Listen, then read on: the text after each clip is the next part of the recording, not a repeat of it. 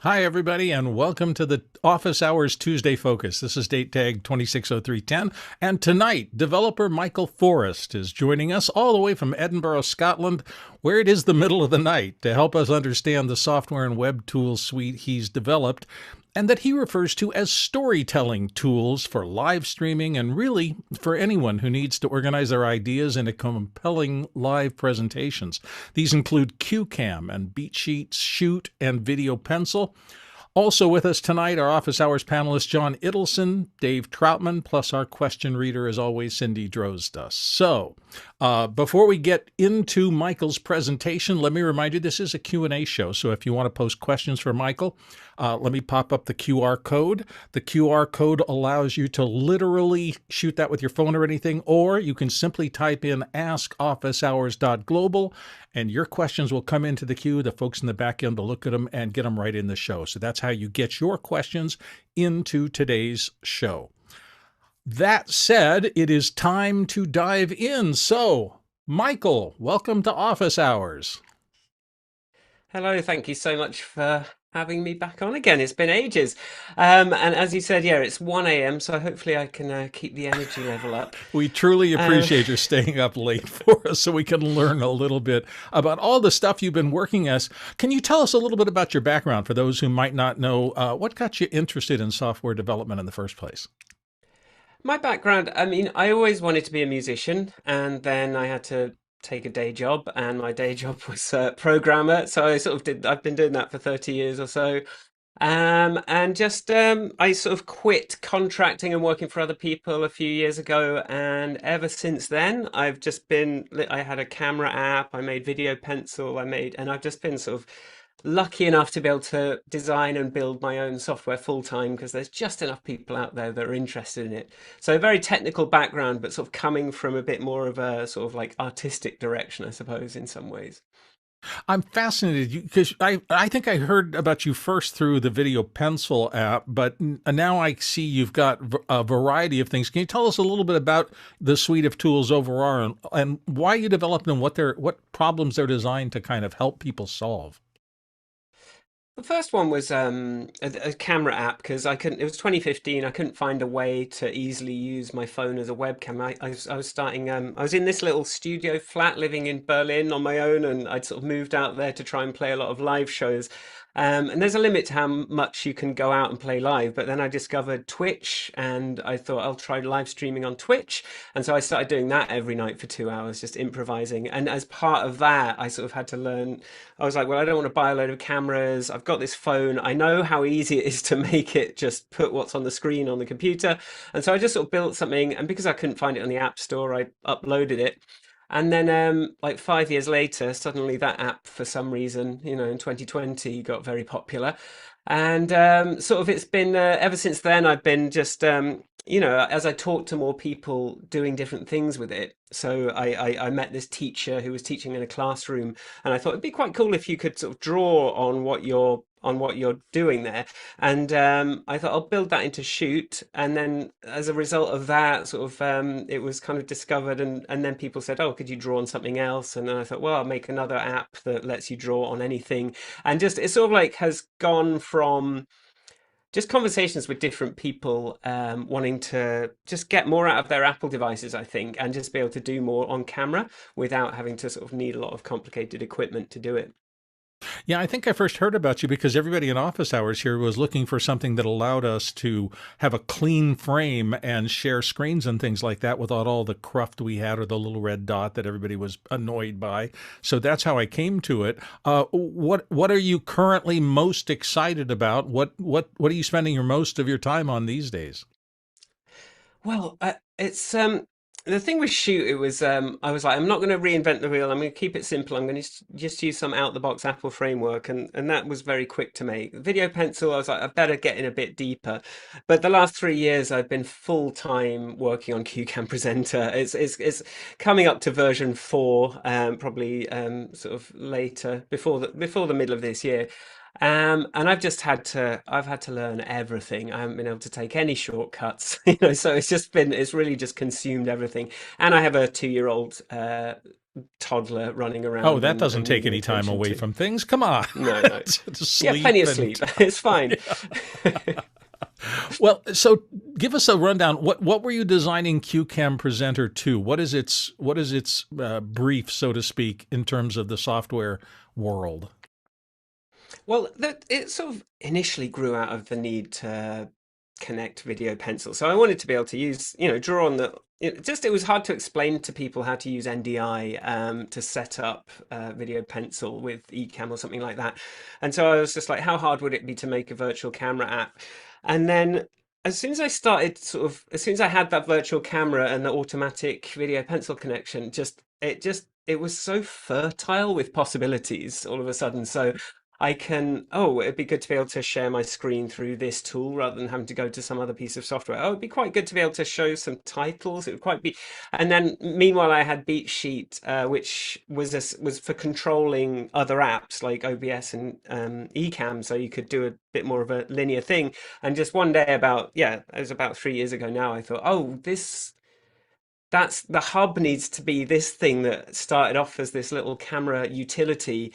I think that's where everything needs to live. So that became what I'm calling a performance hub, because it's sort of like I want everything. I want to set everything up and then just be able to sort of press one button to run through something. I want to see stuff on my teleprompter. I want to be reassured. I want to know my mic levels are good. So it's really sort of like all these little things that we've had to solve with other tools, like what's my audio delay, like are my LUFS levels okay, like all those different things. How do I go picture in picture? I've just sort of seen the best ways I think people do them, and just sort of made that just how it works, and then just given it a very sort of Zoom-like user interface.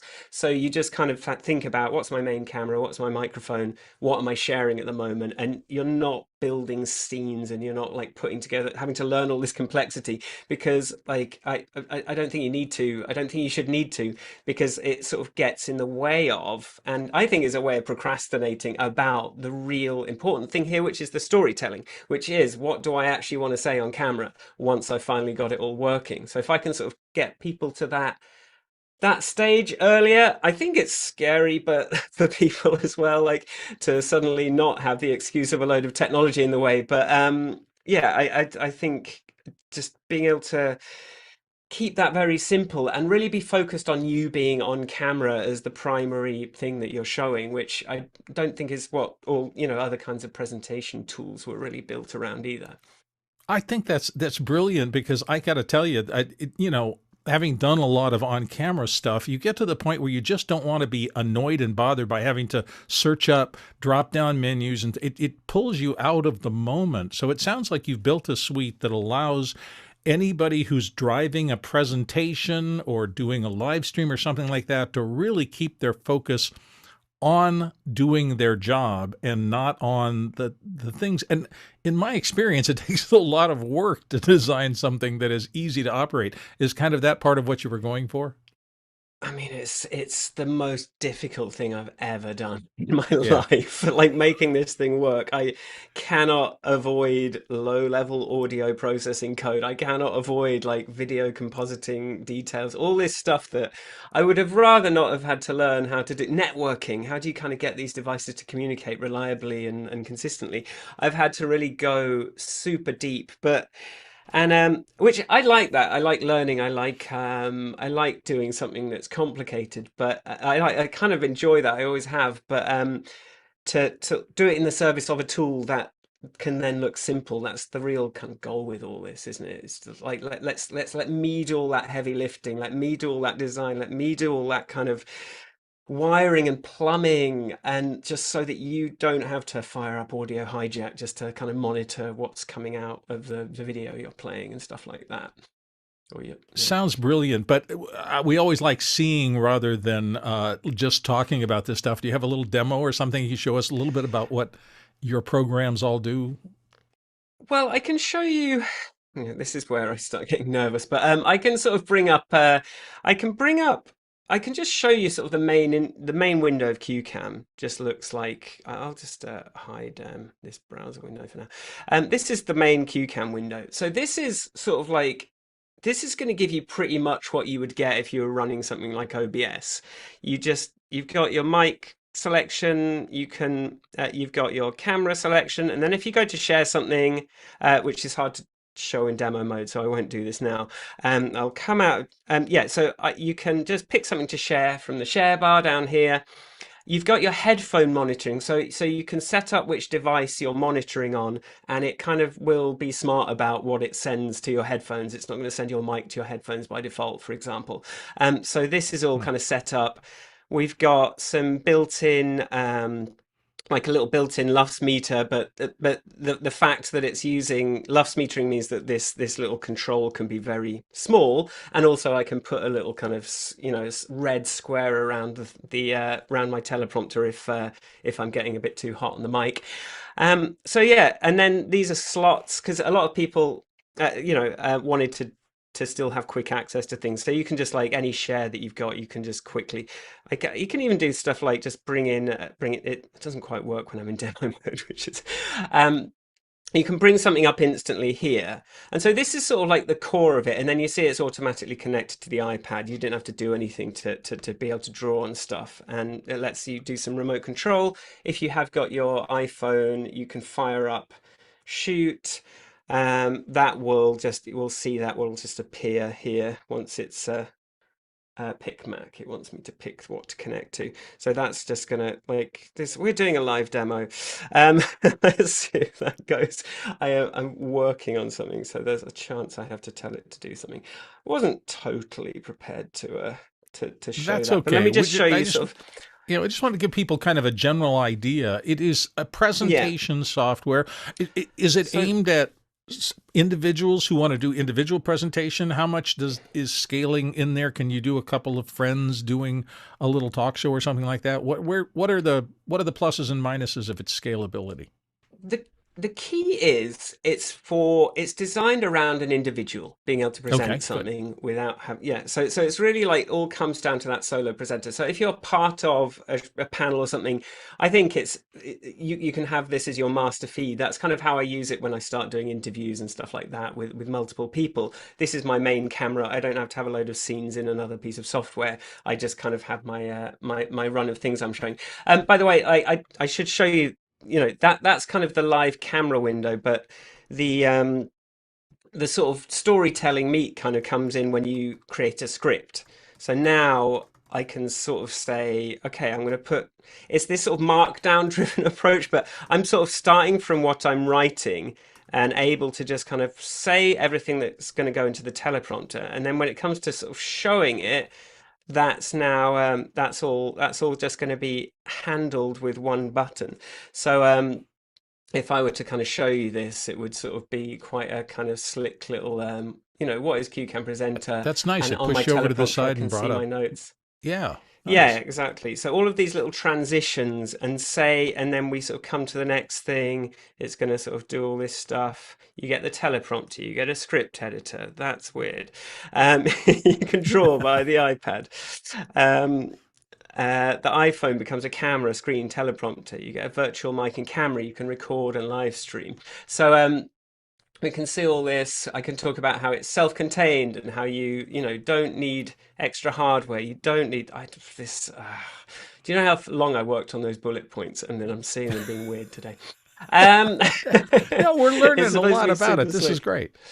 Yeah, so you don't need NDI, you don't need a special teleprompter apps are just horrible, right? Like, so They can this is it's certainly sort be of a hassle.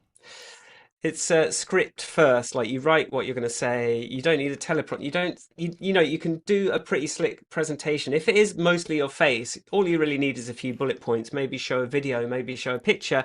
So it can be self-contained and you can just still drive that with that one button, all from CueCam. And so everything you show, you don't need a video switcher, and you don't need to, like, really, like, what I love about this live presentation style is not having to edit. That's really kind of like what brings it to life for me. And then just not needing a production team for a lot of things. You can just sort of like go ahead and just do stuff on your own. Um, I will right. I'm going to freeze and no, it's going to work. Okay, here we go. So this is my setup for what happens. So we've got the teleprompter up here. CueCam's showing. controlling what's in there. Got my mic, and then Video Pencil is down here, so you can see there's a preview of what I'm seeing. Is on the iPad, and then when I draw, I sort of know exactly where I'm drawing, and that's just all done automatically by CueCam. So that's all this stuff. But I will pause. I will pause for a moment and sort of um, uh, yeah, sort of get back to some questioning, I guess. Well, I'm interested.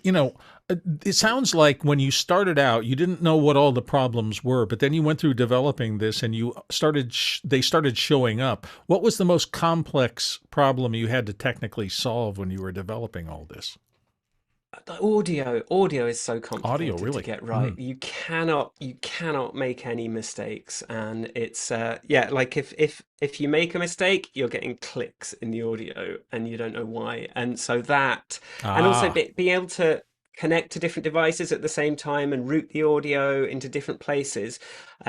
It's like to get, and it just needs to use no processing power at all. So that was tricky. The networking was also like I remember just having this hour and a half video call with someone from inside Apple, like this networking expert inside Apple, to just try and help me get my head around what was going on. And it's that was tricky. So to get, just to get this to work seamlessly, without kind of NDI or anything like that, I had to I had to learn a lot. sounds like you made Yeah, it as so lightweight a footprint as you can. What kind of hardware is required to run the programs? Is there a minimum level? I think the M1 Max, the Apple Silicon, was such a transformation for video Hmm. stuff, for live streaming, for anything that. So anything that's any Apple Silicon is just going to be fine. And so basically, that's that. As long as you've got Apple Silicon, I'm going to make sure you're well supported and that you feel cozy. I guess we'll see how these new sort of small Macs handle it, but maybe you try and do less. But yeah, I'll have to get one at some point and test on it. But that's I'm sure the entire always a developer thing. world are all going. It just seems like at that price point, even the idea of it running on a phone processor and giving you a screen and all the rest of that at that price point is pretty exciting. So there may be a lot of people, you may be getting a lot of questions for that. So you may have to take a look at it. Um, Yeah. I think we're essentially at that point where we're getting very close to opening things up for our listeners and viewers to dive their questions in. I'm going to throw the QR code back up for just a second.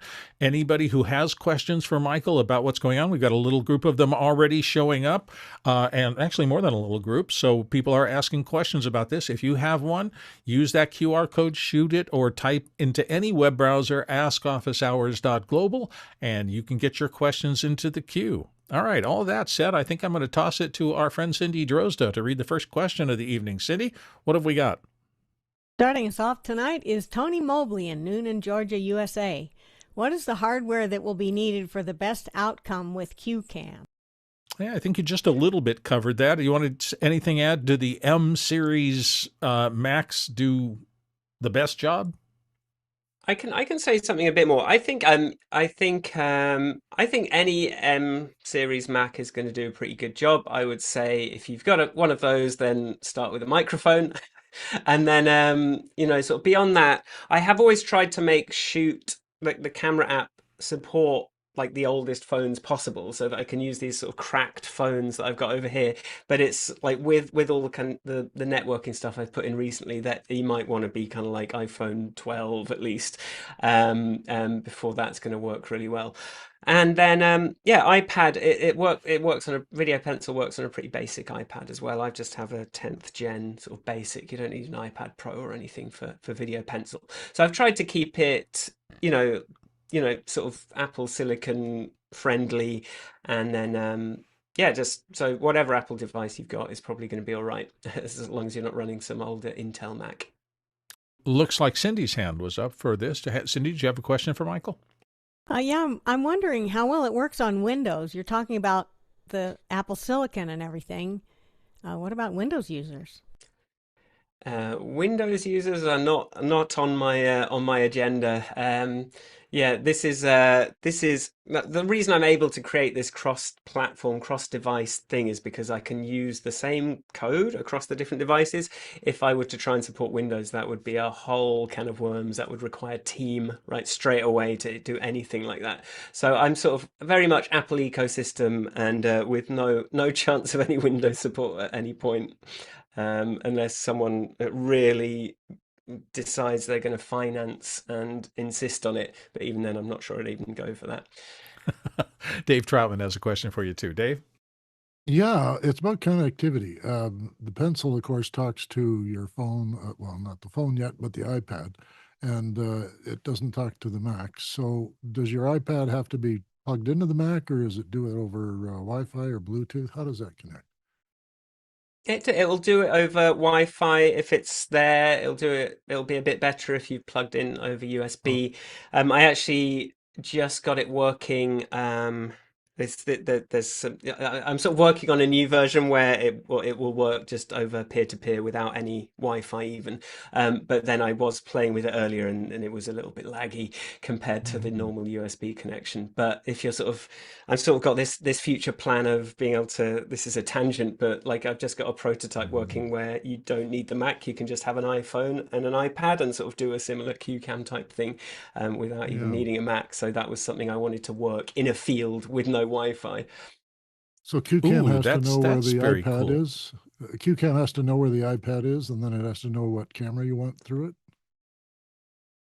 No, it will just if you fire up Video Pencil and QCam's running, it will just connect to it. The only problem is if there's like, as John Ittleson has sort of surprised me with, if you've got like multiple Macs in the room, it sort of has to ask you which one you want to connect to. Which But one? if there's just a Okay. Mac there and an iPad there, it will just kind of like go and it It'll won't figure out ask any where it is. questions. It'll just be like, yeah, connected. All right. Thanks. Nice. John, you wanted to weigh in on this? Well, now that I've been accused of being a troublemaker, first I want to say, I've been in fact I'm failing retirement as a professor, but my whole academic career was how to make the job of the professor in front of the class easier to do. I started in the days of transparencies, 35 millimeter slides, 60 millimeter projectors, all these things you had to do if you wanted to bring a rich class experience. Wait, can So you spell opaque and opaque projector? That would freak me out. that's it. But I was using them in the days when people were just pointing an oil in it to make psychedelic images on the wall. So I've hauled those things around, so yeah, they're giant projectors. yeah. Some of us were What there. really was so exciting when I first got introduced to Video Pencil was not having to use the horrible screen share to seamlessly be able to have something I want to pull up and have it magically appear. I think some of you know I do a fair amount of work with the California State Parks, and so it was great for me to go, this is what I'm doing with the California State Parks, and I could pull that up there, and then when I'm done, just go back to what I was talking about. And so, but in doing this testing, I had different systems. So yeah, with poor Michael, I was linking my iPad, and everybody should have 3 iPads and 3 computers and 5 phones in their studio. And I'm going, Michael, why doesn't it connect? Everybody doesn't have all those? That's the problem of talking into the office hours community. Sadly, we could have a contest as to who has the most old tech still lying around. But I think the important thing here is that, and Michael said it a number of times, telling a story. Actually, if you're a professor or you're a parks interpreter, it's not like the Dragnet show, just the facts, nothing but the facts. It's how you tell those facts and how you get them to connect to the experiences of the people you're trying to teach or inform. And you want to have your attention fully focused on doing that. You want to be able to read the room, and you can't do that if you have to read a very small spot of the screen to figure out whether your audio's on and whether you have to do this or do that. And so uh, I've told Michael, for me, he's taken the apple of Apple and squeezed every bit of juice out of it. So I feel I'm really getting everything I need from Apple. I'm getting an easy camera to use, and I'm using they're not cracked screens because I tend to, put protectors on it. But I have iPhone 10s, I've got iPhone 11s that I'm using for shoot. I've got a 2017 iPad, all of these, and then connected to either MacBooks or to minis, and they all just work, and they work the same, and they work seamlessly. So I could spend my time thinking about what I want to say, not how do I say that using this technology. That's a pretty substantial plus for things to say if you've got old technology around and you want to keep its life rolling, that Michael's software is one of the things that can connect it and make it useful past those days when we would have said, yeah, this is 5, 6, 7 years old. It's worthless now. Maybe it's not. We've got more questions coming in. Let's go to our next. Oops. Go ahead. Somebody said something. For the record, Yes. I'm not someone that drops iPhones. I have only dropped and cracked 2 iPhones, so I'm just not someone that ever does that. I don't like you because I'm up to, I think, 4 that I've bobbled at some point in my life. So, next question. Next one in is from Andre Delay in Berlin. Michael, is your software also affected by Apple's crazy standard background blur for webcams that is really annoying and hard to find on the system to change? What are the best practices over different OSs? Michael, have you run across this, and is that just them trying to blur it out for FaceTimey kind of things? Yeah, I throw up a little red thing that says, can you go up to this menu and like turn off that thing because it's going to make everything not work. Yeah, there's not, they don't really give you a way to control that stuff. Do you know what? They don't even give you a way to turn off that pipeline. So whenever you see how much CPU my app's using, it's mostly Apple doing all that stuff, and I can't tell them not to. So yeah, like it's sort of in there. I've embraced it now. Like I've got my own virtual chroma key, so I can sort of like you can turn it off there, and then you can actually just like crank it up inside CueCam now. So you know we can go super blurry if you want. You can go the most blurry you've ever seen. And that's like possible within CueCam. John, you had a comment? Well, I was just going to say all the things that Apple can do and Zoom can do can drive you crazy. So when Apple had their, movements of the camera and the stuff, and when I did something like this and my picture showed up small, when Zoom did the auto centering, it messed things up. So Michael and I were going through this and going, what's going on here? And I had to realize I need to turn off what Zoom is doing, sort of like musician audio. I don't want Zoom to do anything with the camera. I don't want Apple to do anything with the camera. Michael's software is my friend. It does what I ask it to do. And these other ones just get in the way. Yeah. Please don't help me so much, software. Just let me do what I want to do. Yeah, I think we've all been there. Let's go to the next question. There's a certain amount. There's a certain amount I can't control. Yeah, sorry, I shouldn't start talking. I should learn how to put my hand up. We're here to learn from you, so dive in. New to the panel. It's sort of I was just it's sort of like the biggest problem for me is like I can make CueCam as simple as possible, but where the rubber meets the road of what new Zoom features are in there, what's Apple doing to the camera, like that's where is original sound for musicians switched on? Are people going to do people have like optimized for video switched on in Zoom? There's all these things that I wish I could sort of like control that a little bit more, but you sort of have to know your limits at a certain point. So thankfully I'm talking to John and people all the time and just like learning all these things that I would never have expected. So yeah, it's a complicated world, even if you do simplify a lot of it. Next question. Tony Mobley is back with us in Noonan, Georgia. That just disappeared. It did, didn't it? Let's see if we can. So, shall we read Robert Green's question? Robert Green is here from Los Angeles, California. Where does CueCam fit compared with Ecamm or OBS? You said that CueCam kind of works with all the other software. Are those included? Yeah, so it actually has built-in native support for controlling scene switching in OBS or Ecamm or Mimo Live as well. You can control layer sets. So the way I see it is like I'll kind of give you a master feed, but once you do start wanting to do interviews, once you do like I don't know, you're gaming or you've got these special requirements, you really do want to control it. CueCam will integrate closely with that, and it'll give you things like a siphon feed with just the video pencil layer. And I think I'm going to start just sending out the shoot camera layers as well as siphon feeds, and those can just be picked up in OBS and all these other apps. So I always started it from, because I owe a lot to these communities, right? So I've always been very grateful. So I always started it from the basis that I want this to integrate tightly for people that just want to sort of like handle things themselves. And then I'll sort of bring in more and more normal stuff into CueCam. Like you can live stream directly in CueCam now. You can upload videos directly in CueCam and shoot them.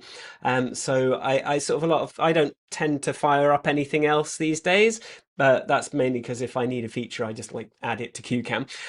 But if you don't have that luxury, it integrates pretty tightly with those other tools if you need to do that. And that's always been important to me. And I've even given them like SDKs if they wanted to like build in what I'm calling Qtenuity is the connection protocol, that sort of my alternative to NDI, that networking layer.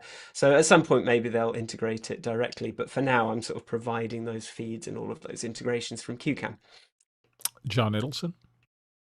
Yeah, I was going to say, I think it's the perfect camera to go into those. So I'm doing advising to former students. And so you have the CueCam, I mean, the Ecamm community, you have the Mimo Live community, the OBS, vMix.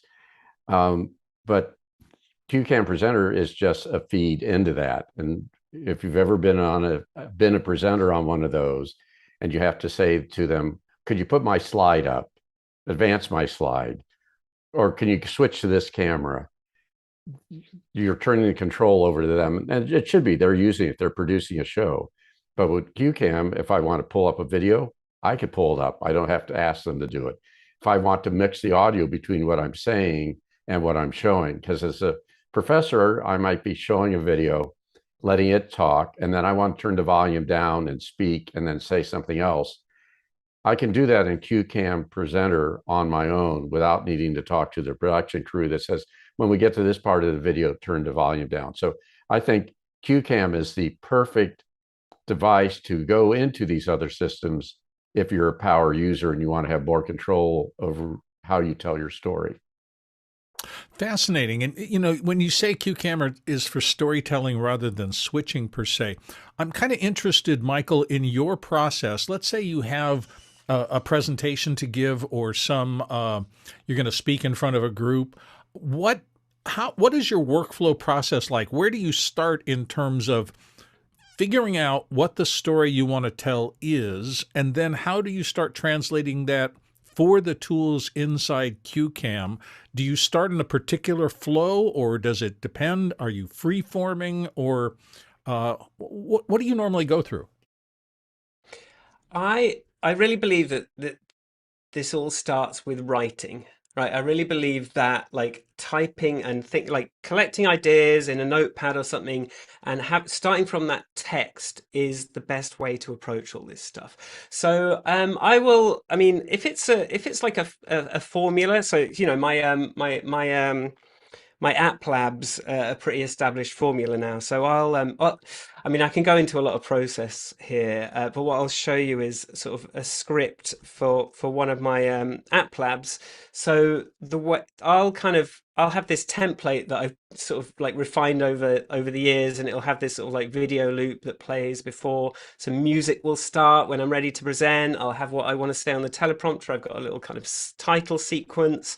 I've got like my titles I can come through, and then I'll often have a different script that it will jump to for the main content. But that's so sort of like what you're kind of working with is going to be that. But to get to that, you know, the way I'm going to work is like I'm going to be in notes. I'm going to be collecting ideas. I'm going to draw, you know, a spider diagram and all that kind of thing, and then just sort of sit down and write. And that might be directly in CueCam, that might be in Notepad, and then I sort of bring it over to CueCam once. So depending on sort of how ambitious the story is that I want to tell, I might go, you know, if I want to do a good job, I'll do like at least two or three drafts, and then it's sort of like, you sort of just break that up into cards in CueCam, and anything I want to illustrate, anything I want to show. And actually, this is really good. Like if I've got images, then I can actually paste those into notes, and I can just copy paste the whole thing. CueCam will take those, turn them into cards, and I've already got like the starting point of a script. Other times I'll start from a blog post. I'll just like write up what the subject matter is, and then I'll just pull that into CueCam as a starting point for a presentation. But yeah, it always sort of starts from what you're going to be saying, and I think that's the core. And I've spent time learning how to write screenplays, how to kind of approach that. So I'm trying to sort of build that mindset into CueCam as I go. So yeah, for me, it's really all about you start from the writing and sort of go from there. And that's You how mentioned get something cards. good. Is that kind of the organizational metaphor at work here? And can you move those around? Most of us think, oh gosh, I buried the lead. I really should put that stuff up front here. And is it easy once you've put your initial organization in to modify it? I had a look at the Elgato teleprompter app the other day, and I was shocked. So for example, like I've got the keyboard control. I'm just pressing down. It's going through the cards. You can see the different things I've got pinned. If I want to change the order, I can just drag that up and change the order. If I want to see all my little thumbnails, I can sort of see those on the side and sort of see what's happening on each card.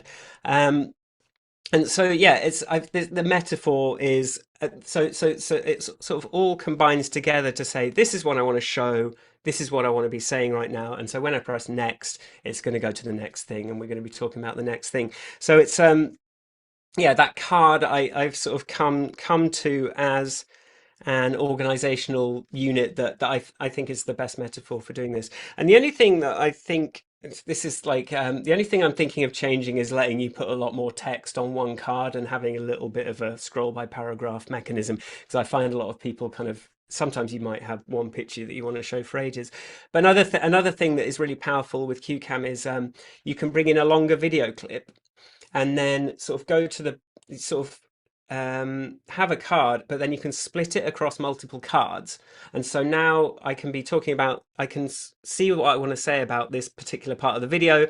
I can cut to the next bit of the video, know what I'm going to say about that. And it's a really good way of sort of essentially editing down some longer content and just sort of presenting it without ever having to go into like Final Cut or anything like that. And I find that really useful and powerful, and I use that all the time, especially when I'm doing like soft coding tutorials and demos and things like that. I can just take a long screencast and then just like bring that into CueCam and just sort of slice it up into different cards, and I've got all my notes right there. I know exactly what I wanted to say about that bit, and it's very easy to just sort of do a one-take video and just upload that like within sort of half an hour. So yeah, there's lots of different ways to approach it. I try and support and bring new ideas in all the time.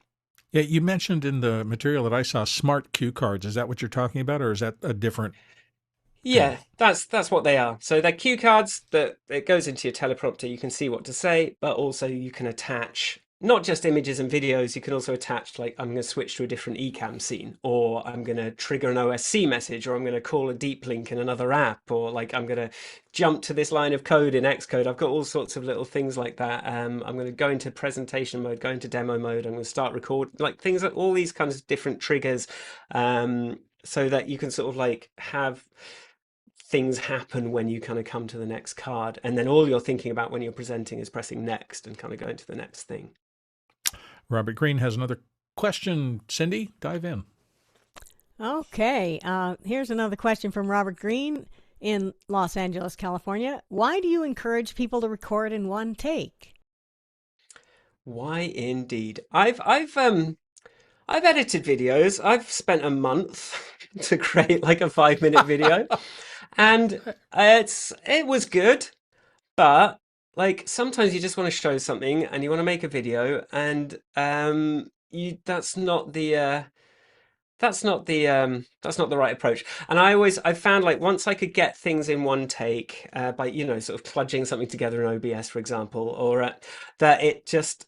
I mean, I used to do a podcast every week for 4 years, and when we recorded and I edited, that would be my whole Monday. Every single week would just be editing. You have to listen to the entire thing at least 2 or 3 times. Like you can't really take any shortcuts. So once you get into that editing world, you're just like, it's such a time sink.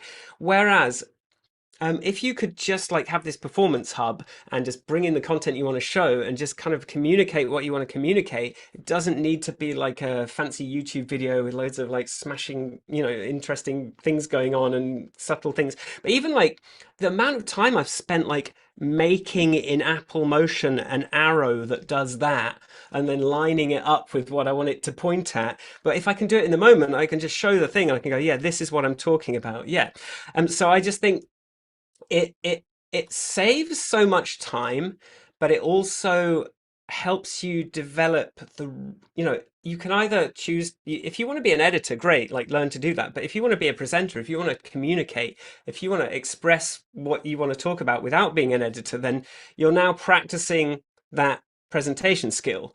And so every bad take is improving you as a presenter, and you're watching yourself back as part of that. And so I just think it all reinforces something that you can even you can take into the real world. Whereas if you're just editing, then you're just learning to be a good editor, and that's a whole different skill.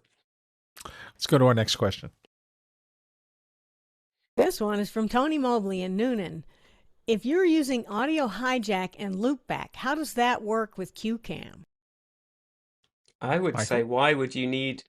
Sorry, I'll wait for No, you that's to right. Go for it. I would say, yeah, you don't need them with CueCam. CueCam covers it. Like I have not fired up audio hijack for years now, and that was always this really complicated part of my, especially doing a podcast, having someone else on video. Kind of, I want to hear what they're saying, but I don't want them to. I have built a replacement for that does things sensibly. So, and I don't know what you could be doing that would, well, yeah, you'd have to tell me what you're trying to do that goes beyond, I want to hear the right thing in my headphones, I want to hear the other person, I want it to make sense and not be a pain. And that's really what I've just solved that within CueCam so that you don't have to set up that. And that's one more piece of software you can just like not have to launch before you go live or before you start doing something. Am I understanding there's a kind of a mix minus thing that happens inside CueCam? Is that what this is, or are we talking about something else? Yeah. So the headphone feed, you can just like, it sort of selectively puts things to your headphones. So it will put, if there's a video playing, you'll hear that. If there's a screen share, it won't, because that's usually coming out of your system audio and you're going to hear that anyway. It won't put your mic in by default. And then it's just, you can just like toggle it on for the headphones. But you'll probably never touch that setting. So it is like in the sort of drop down thing. But yeah, so it does do that. It can send it to 2 different devices, all that stuff that you would otherwise need. Need something else to do that. And then it gives you this virtual mic, which you can then just use somewhere else. Very nice. John Edelson, do you had something you wanted to comment there? I was just going to say, I was one to use hijacked Miva software, and I use their sound source, but I don't need that when I'm working in CueCam Presenter. It gives me all of those things. It gives me the meter. It lets me decide what's going to go into my headset. Let me decide what I'm going to send down to the system, and it lets me choose between things. So it's not that I've stopped using audio hijack when I have to separate the signal that's going to divers in their comms versus what the questions from the remote Zoom call versus from the dive safety officer who's topside. Yeah, then I need to have something like audio hijack to say this is where we're going to send it. But it again, one-stop shopping. It's amazing how in a very simple interface, Michael has exposed so much of what you want to do. You just sort of talk about, you could decide what goes through your earphone, what's going to be in program. You could decide what you're hearing while it's going in the program. And it's all right there. Let's go to our next question. We still have quite a few here. Here's one from Robert Green in Los Angeles, California. Where does CueCam fit compared with Ecamm or OBS? Yeah, we've heard them both mentioned before, but where does your software sit compared to them?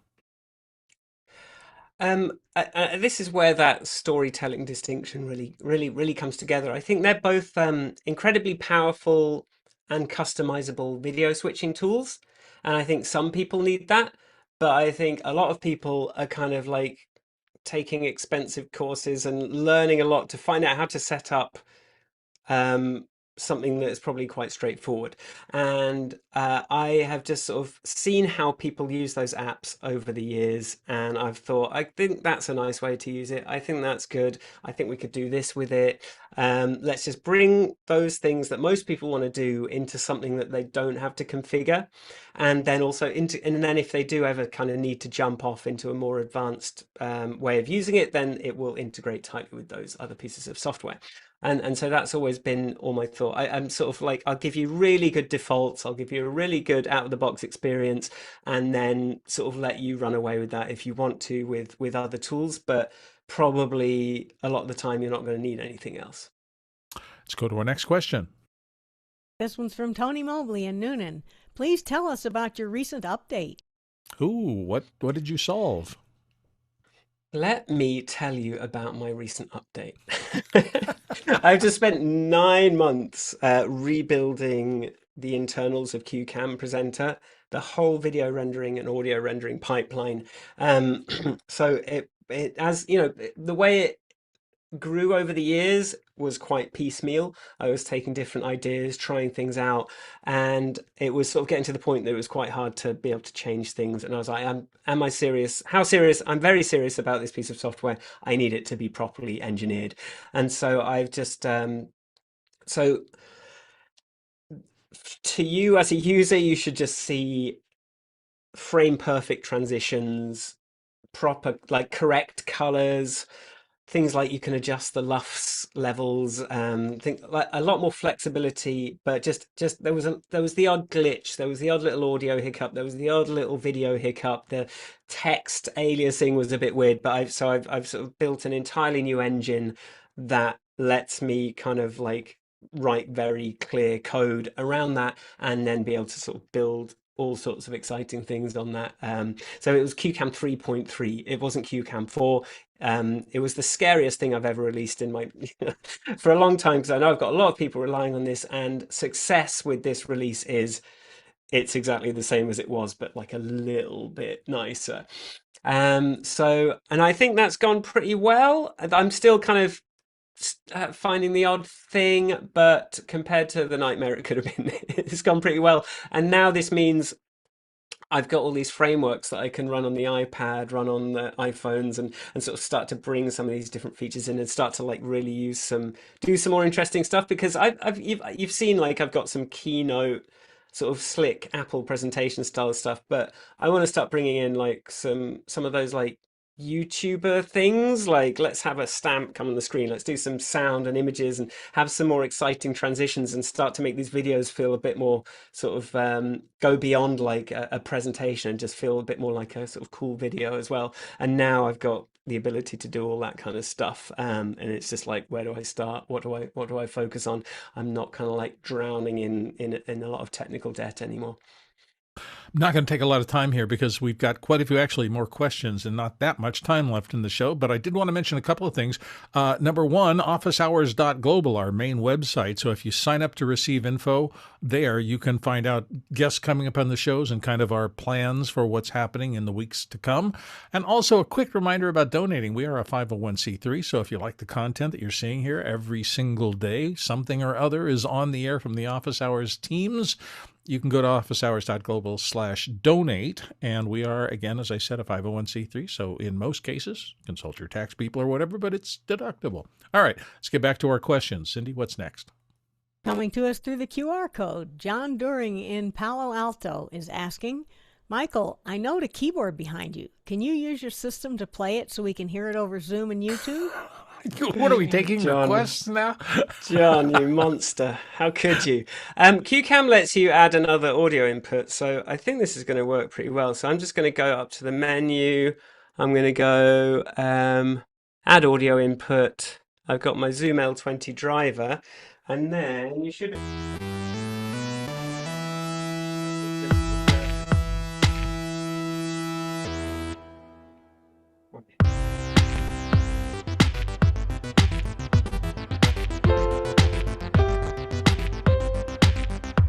Okay. Happy? Satisfied? I don't think we've yet on our Tuesday night focus had a live performance all of a sudden, particularly one that nobody told anybody was going to happen. So well done, Michael. Thank you for that. You get to break new Sorry, the music ground was here not very for our good. Tuesday night show. Let's go on Don't to our want to next take too much question. time. Here's one from Guy Cochran in Seattle, Washington. When telestrating with the iPad and an Apple Pencil, how do you change the line thickness quickly? Ooh. Well, it's very quick on the iPad. Let me see if this let me see if I can just show you the iPad screen. It should be okay. I just don't know if it will have the nice border. So yeah, okay, yeah, we're gonna get there. We're gonna get an infinite hall of Video mirrors, feedback. unfortunately. Ooh, psychedelic. Yeah. So that's not so good. That's supposed to not do that anyway. There's a. Why don't I? It's very Earth, Wind, and Fire, though, from the 1970s, so I'm right at home there. Well, what I'm going to do is just copy a screenshot from the iPad and then just paste that into CueCam. Paste image. So this is the, maybe I'm not. So this is the user interface of Video Pencil. If I can just get my Video Pencil. Oh, you see, it's because I'm on a weird version. So these you can. I should have popped up the thing. So you can sort of edit the pencil, these little pencils here, or you can. So you've got a choice of. I like the even line. So I actually changed it. My defaults, I have it not be tapered, but if you use the other kind of lines, then it will just be pressure sensitive. It just uses the Apple stuff. So anything that Apple's doing that's nice, then it will just kind of come through on Video Pencil in the same way. Okie doke. Next question. Rian Smith in Trinidad, West Indies is here. How do you think CueCam can work within a church setting for the pastor and then from the AV team's side? Ooh, this would be catnip, I would imagine, for a lot of simple presentations in house of worship kind of circumstance. What do you say? I'll be honest. I think this is an awkward fit for a live environment, for a room. It's designed for a remote video webcam recording. I think once you start trying to use it in a space like that, I think it would be a little awkward. I don't know that I would recommend it, to be honest. Oh, well, that's honest. All right. Next question. And here's another one from John During in Palo Alto through the QR code. Can you describe how a raw script can be generated for editing in CueCam? Well, you read some books, you have a think, you do some research, you put your thoughts together into some notes, you organize that, you have a nice think, you write a draft, you write another draft. I know you just want me to say AI, but I think enough people are saying AI. We don't have to tonight.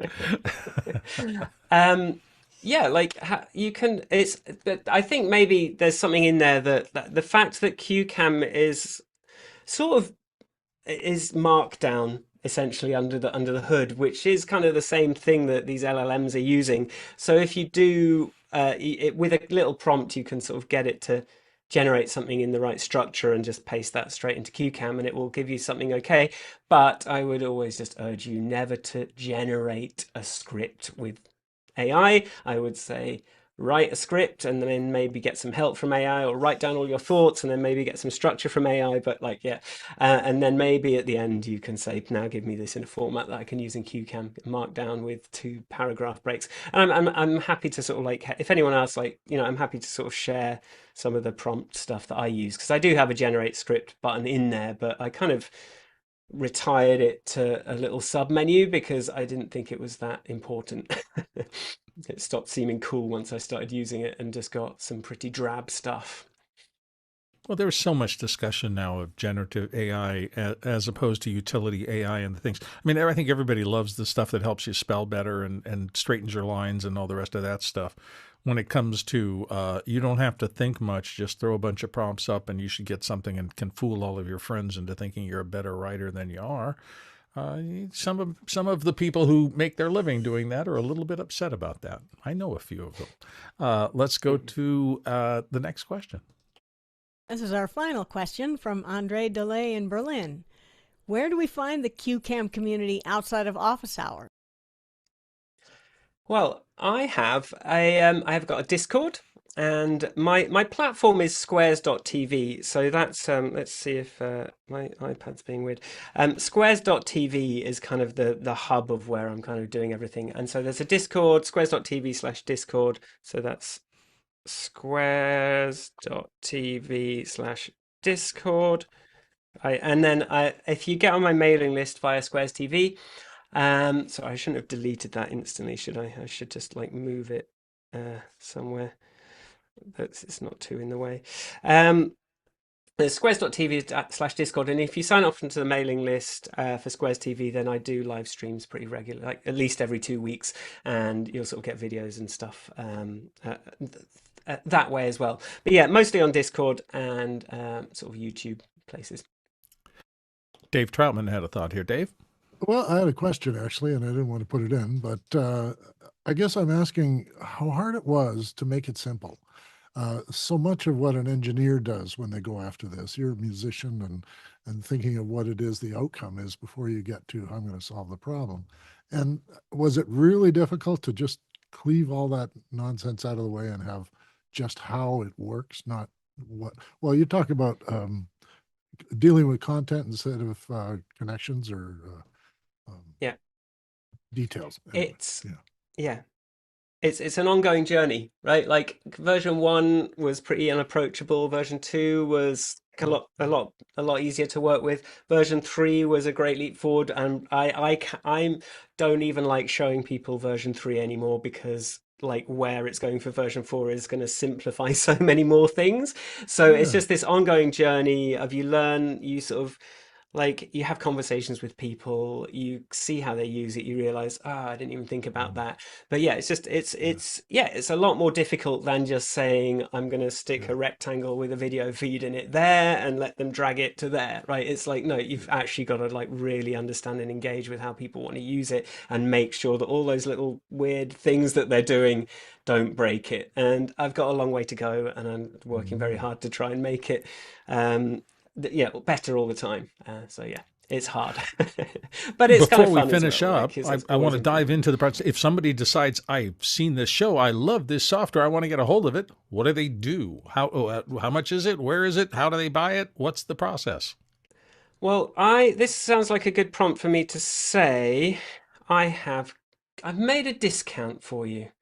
And you can go to CueCam.h and get 20% off if you do it by this Friday. You can scan the QR code, or you can just like type in the URL. It's quite short. OH March I came up with. So just go there. You can like, I'm pretty it's rent to own pricing, so there's a limit to, even if you were paying for the subscription, that will end at some point. I've got a sort of like $7.99 tier, which is for people that don't need all the super advanced stuff. They're not going to be putting a camera LUT in. They're not going to be trying to control OBS. If you just want to kind of do a presentation on Zoom and maybe you're sharing Keynote or something, or you want a really simple thing, there's a lower price point. And then there's like a $14.99 a month, which has which ends at some point, and then there's a big education discount as well. So that's like lifetime is like $149, I think. So I've worked hard to make this accessible to teachers as well and people that are in education, because I think they often don't have the funding to be able to spend this sort of money on software. But yeah, so CueCam.app is the quickest way to get to that, and if you go to this link, then you get a little discount. So there you go. You said CueCam.app. Just make sure we get that across very clearly. Thank you, Michael. Is there any wrap up, anything you haven't covered yet in the evening that you think we really should get out there before we say our goodbyes to everybody?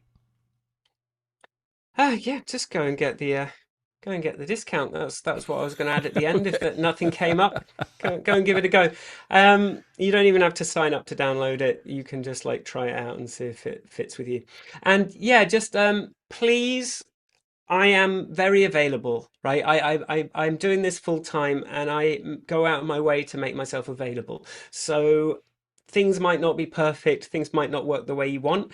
All you got to do is jump into Discord, send me an email. I'm gonna like I'm gonna pay attention. I'm gonna care, and I think that a lot of people appreciate that. So it's not always the quickest that I get round to things, because I've always got like loads of stuff that I'm trying to do. I'm doing this all on my own. But yeah, please just like, before you get frustrated, like reach out to me and maybe I can just help, right? Absolutely.